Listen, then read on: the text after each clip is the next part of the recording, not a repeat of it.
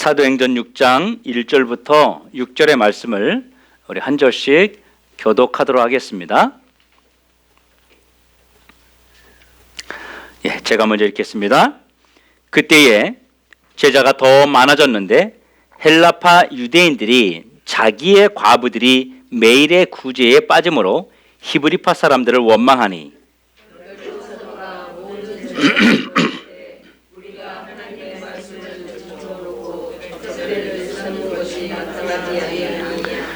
형제들아, 너희 가운데서 성령과 지혜가 충만하여 칭찬받는 사람 7을 택하라.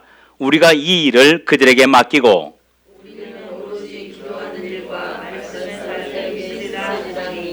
온 무리가 이 말을 기뻐하여 믿음과 성령이 충만한 사람 스테반과 또 빌립과 브로고로와 니가노르와 디몬과 바메나와 유대교에 입교했던 안디옥 사람 니골라를 택하여 사도들 앞에 세우니 사도들이 기도하고 그들에게 안수하니라. 아멘. 반갑습니다. 어떤 사람이 천국에 갔습니다. 천국에 가서 보니까 예수님의 움직이는 그 태도, 그 모습이 조금 남달랐습니다. 어떤 모습이냐면 천국에 초신자가 오니까 예수님이 단에서 내려와 가지고 잘 왔다 이러면서 반갑게 맞이해 주시는 거예요. 조금 있다 보니까 집사님 한 분이 천국에 왔어요. 예수님이 내려오긴 했는데 초신자가 왔을 때는 신발을 벗고 내려오더니 집사가 왔을 때는 그냥 내려가시는 거예요. 조금 있더니 권사님이 오셨어요. 권사님이 오셨는데 이번에는 자리에서 일어나 가지고 잘 왔구나 이러면서 칭찬을 또 하셨어요. 그리고 장로님이 오셨는데 장로님이 왔을 때에도 역시 자리에서 일어나 가지고 그냥 잘 왔다 그러더라는 거예요. 마지막에 목사님이 천국을 왔는데 예수님이 자리에서 일어나지 않고 잘 왔다 그러더라는 거예요.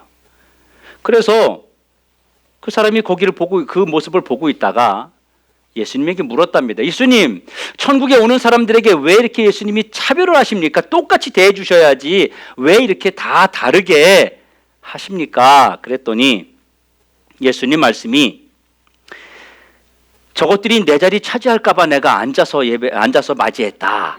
그렇게 얘기했다는 것입니다. 교회에서 자리를 차지하기 좋아하는 사람들을 빗대어서 만든 우스갯소리의 이야기입니다. 여러분, 우리 한번 옆에 계신 분하고 인사 한번 할까요? 내 자리를 지킵시다. 내 자리를 지킵시다. 나의 자리를 지켜서 칭찬받는 우리 모든 성도가 되길 주의 이름으로 축원합니다. 성도님들이 어떤 이런 이야기를 할 때 목사님이 안 좋은 쪽으로 나오면 굉장히들 좋아하세요. 모든 성도들이 다 그러더라고. 여러분은 누군가에게 어떤 일을 맡겨보신 적이 있습니까? 여러분이 누군가에게 어떤 일을 맡겼을 때에 그 사람의 태도는 어땠습니까? 또 여러분들이 누군가로부터 어떤 일을 맡아본 적이 있습니까? 그렇다면 그 일을 맡았을 때에 여러분은 어떻게 행동했습니까? 오늘 본문 1절에 보면 지금 예루살렘 교회에 분쟁이 일어났습니다. 헬라파 유대인들과 그리고 히브리파 유대인들 사이에 구제 문제를 두고서 분쟁이 일어났어요. 그래서 이 교회가 분열이 일어나기 시작했습니다. 급기야는 분열의 정도가 교회 안에서뿐만 아니라 그들의 속에서 바깥으로 표출되기 시작했어요. 그래서 원망과 불평으로 그것이 나타났습니다. 그렇다면 지금 예루살렘 교회는 아주 심각한 위기의 상황을 지나가고 있는 것입니다. 여기서 헬라파 유대인이라고 하는 것은 그 이방인들을 말하는 것입니다. 이방인, 그 예루살렘 중심으로 있는 사람들이 아닌 이방인들이 하나님을 믿게 된, 예수님을 믿게 된 그런 사람들을 헬라파 유대인이라고 부르고요. 히브리파 유대인은 예수님과 같이 같은 언어를 사용하는 그 종족을 말하는 것이었어요.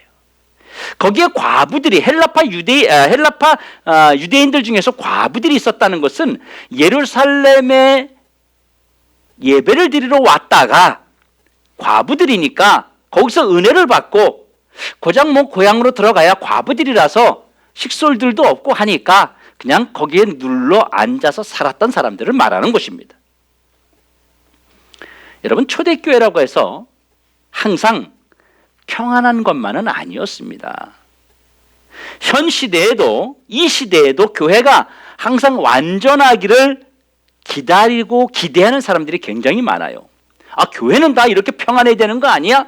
교회는 다 사랑이 많아야 되는 거 아니야? 교회는 다 이렇게 뭔가 너그러워야 되는 거 아니야? 이렇게 생각하는 사람들이 굉장히 많다고 하는 거죠.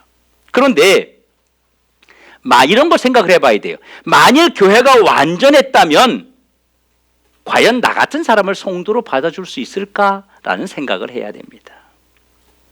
그러므로 우리 교회가 더 나아지도록 우리는 부족한 자이기 때문에 서로 노력할 수밖에 없다고 하는 것이죠. 그런데 오늘 3절에 보면 이런 와중에 사도들은요, 싹 빠져버렸어요. 사도들이 자신들의 일을 누군가에게 맡기려고 해요. 본인들이 나서서 적극적으로 문제를 해결하려고 하는 것이 아니라 누군가에게 이 복잡한 문제를 맡기려고 하고 있습니다. 지금 사도들은 이 문제의 중심에서 싹 빠져버렸어요. 어떻게 빠져나갔습니까?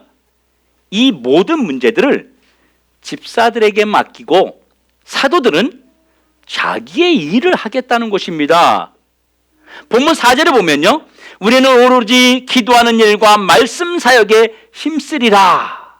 이 말씀이 뭐냐면 우리는 우리들의 일을 할 거야. 그러니까 너희는 너희들의 일을 해라. 이렇게 말한 것과 같은 것이,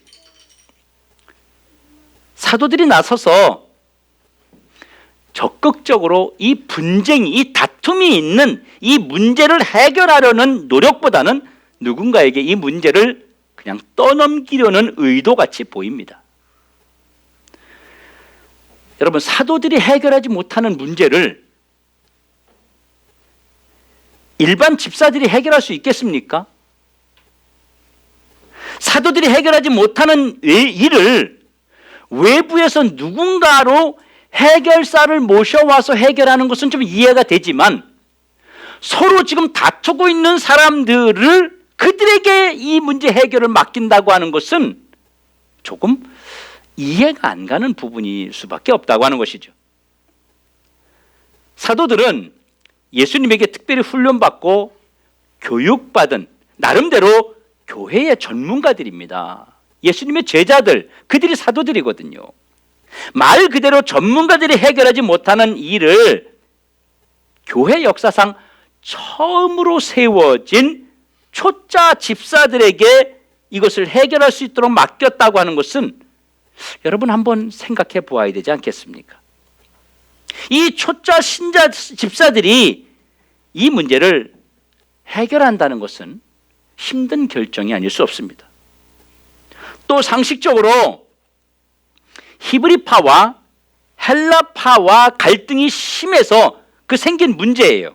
그러면 각 파의 대표를 뽑아서 거기서 서로 타협점을 찾고 오해를 풀고 그렇게 해결하도록 일을 맡겨야 되지 않겠어요? 그것이 더 합리적인 방법이 아니겠습니까? 사도들이 내세운 기준이 어쩐지 문제를 해결하는 데는 좀 도움이 되지 않을 것 같아요.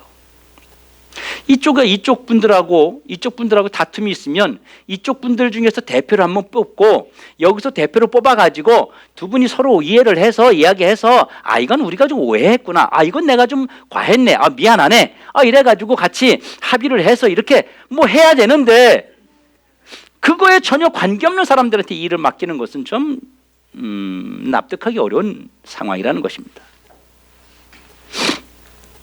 그리고 왜 사도들이 직접 해결하지 못하고 다른 사람들에게 맡기려고 할까요? 이 사도들은 지금 이 교회의 담임 목사와 같은 사람들이에요. 그럼 목사님이 나서서 해결이 되지 않겠어요? 그들에게 맡기고자 하는데 정확하게 누구에게, 어떤 사람에게 맡긴다는 말입니까? 사도들이 이 일을 맡기려는 사람들의 기준이 나타나는데 오늘 본문 3절에 보니까 성령과 지혜가 충만하여 칭찬받는 사람이라고 말하고 있습니다. 여러분, 지금 문제의 원인이 무엇입니까? 지금 이 예루살렘 교회의 문제의 원인이 뭐예요? 구제하는 문제 때문에 이런 문제가 생긴 거예요. 구제 문제라는 이야기는 뭐가 필요하다는 건 이야기입니까? 결국 상식적으로 돈이 필요하다는 이야기예요. 경제적인 문제라는 얘기예요. 문제의 원인을 자세히 보면 구제 때문에, 즉 물질 때문에, 물질이 부족해서 일어나는 문제들이라는 것입니다. 그렇다면 물질이 넉넉한 사람을 세우든지 물질을 동원할 수 있는 그런 능력을 가지고 있는 사람에게 맡겨야 되지 않겠습니까? 그런데 사도들이 이 일을 맡긴 사람들을 보면요, 돈이 없는 사람들, 그런 사람들이라는 거예요. 다시 말하면 이 문제를 해결할 수 있는 여력이 전혀 없는 사람들에게, 아무런 대안이 없는 사람들에게, 그러니까 사도들이 이 일을 맡기는 것과 이 일을 맡은 사람들을 보면 의문투성이라는 거예요. 제가 어떤 일을 여러분에게 맡기면서 그 일을 해결할 수 없는, 우리 여기 앉아있는 주일학교 하은이한테 그 일을 맡긴 거와 같은 거예요. 아무 능력이 없잖아요. 이상하지 않습니까?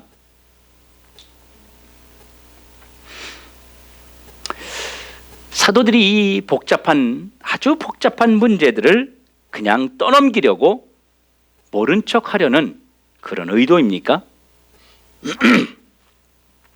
그런데 한 가지 의문점은 왜 사도들이 직접 나서지 않고